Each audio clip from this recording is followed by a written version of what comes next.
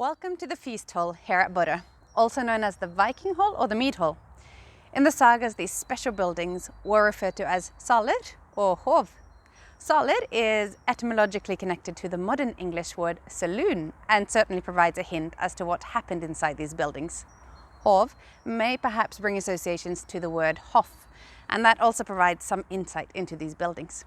Although often referred to as Viking halls, many of these structures were built long before this time period. At Bodø, for example, dating suggests at least one of these buildings was constructed sometime during the 7th century, 200 years before the Viking Age. Our hall, however, built in 2013, has been reconstructed as a hall from year 833, and we therefore refer to it as a Viking hall. It is important to note that the building behind me is by no means an ordinary one. This is not a Viking house, or a longhouse as they are known, but a sacred and political building. The size and the decorations certainly hint at this also. This feast hall is a modern reconstruction of what archaeologists and other professionals believe a feast hall may have looked like in the past. The interpretation is based on archaeological findings, literature, depictions, and architectural comparisons. I have already discussed the discovery of 3 of these possible halls here at Bodø in our guided tour of the park, and you can learn more about ground-penetrating radar and these archaeological discoveries in that video if you would like. The discovery of post holes in the ground certainly reveals some very significant information about the layout of the halls. Based on these finds, archaeologists can determine the width and length of these halls. It has also been determined that many of these halls are actually wider in the middle than at the end, giving them a slight ship shape. In addition, archaeological finds within the structures may hint at what sort of activities would have taken place at these halls, which we will talk more about later. However, there are many questions archaeology fails to answer, and other sources are needed in order to better understand these halls. Some answers may be found in the sagas. In the Old English epic poem Beowulf, such a hall as this plays a predominant role in the story. The hall belongs to King Hrothgar and is described as towering over those who come to it. This appears to imply that the hall was a tall structure.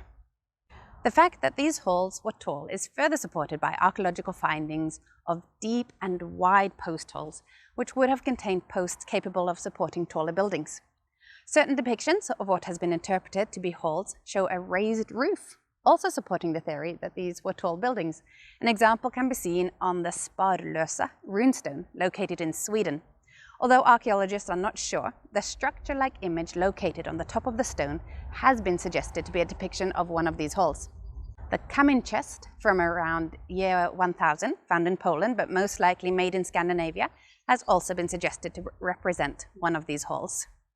Norwegian stave churches may also represent some transference of architectural techniques, such as the raised roof you can see here on the Viking hall.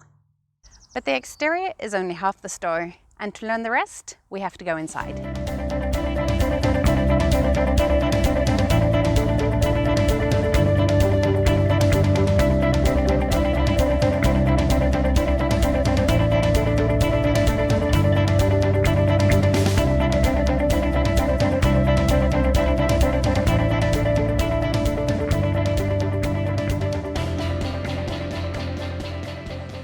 The feeling of awe which the exterior of the hall would have created is continued inside the hall.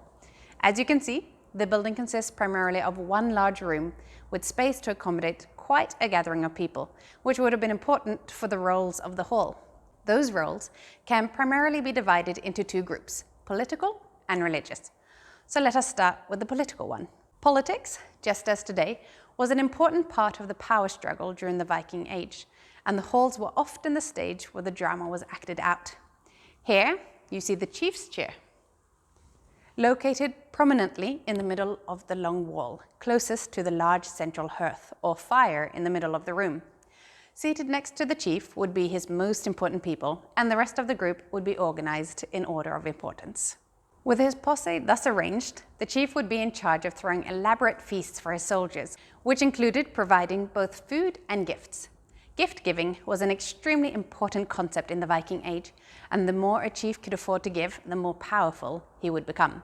Because as he gave the gifts, the receivers would be bound to return the gift with loyalty, providing the forces the chief needed to maintain and expand his power.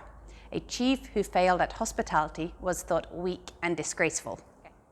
In addition to, and most likely combined with these political feasts, came the religious aspect. There was no organized religion during the Viking Age, led by an established priesthood, but religion appears to have played a dominant role in the lives of the people. With a substantial pantheon of gods, farmers may have chosen which god to emphasize in their worship, perhaps changing the focus with their needs. Thor, for example, a particular favorite of the farmers, was the god of weather and would have been important both in terms of agricultural production and general everyday life. Frey, the god of fertility, would have been particularly important during the spring and fall when there was planting and harvesting to do. One of the ways to give attention to these gods would be to offer a sacrifice, known in Old Norse as blot. Blot could be performed in places considered sacred, which included the halls. During blots, the Vikings would sacrifice something of importance in order to receive favor from the gods. This could, for example, be a horse, which would have been a valuable animal during the Viking Age. Another sacrifice may have been the drinking of mead. Mead is a honey-based wine that would have been very expensive, whether it was made or imported, and would have been reserved for the most elite.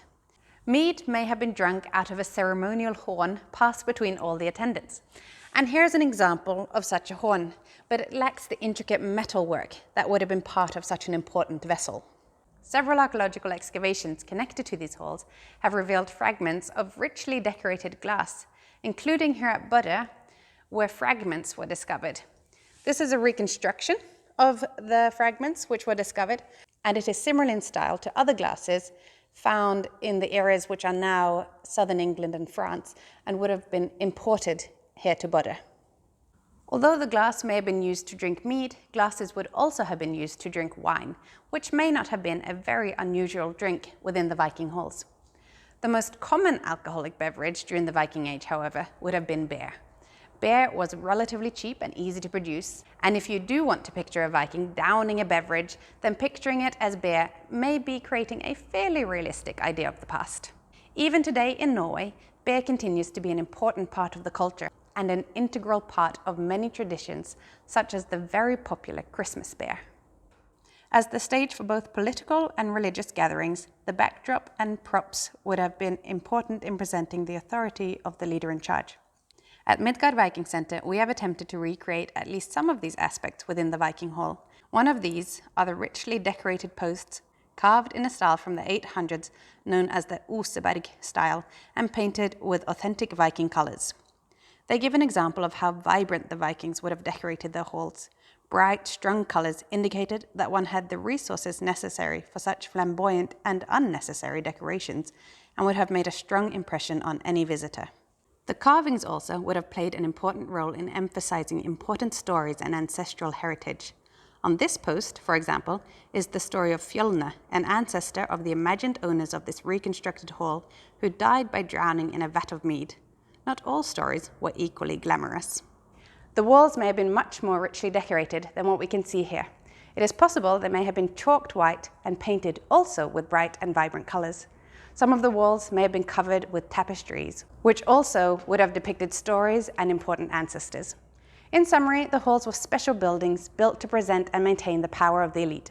They would have served as a location to perform important social functions, particularly those political and religious in nature. The use of these halls appeared to become obsolete with the arrival of Christianity, as we have no evidence of any hall of this type being built after this period. But perhaps, with the arrival of Christianity, the pagan influences attached to these halls made them undesirable.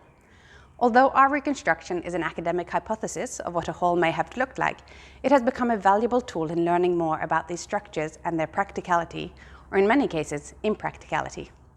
We hope you have enjoyed this little tour of our Viking Hall. There is, of course, a lot more which could be mentioned, but we invite everyone to come and experience the Viking Hall for themselves if circumstances allow for it. Perhaps you may find a Viking wandering around who could answer a question or 5. In the meantime, take care and continue exploring.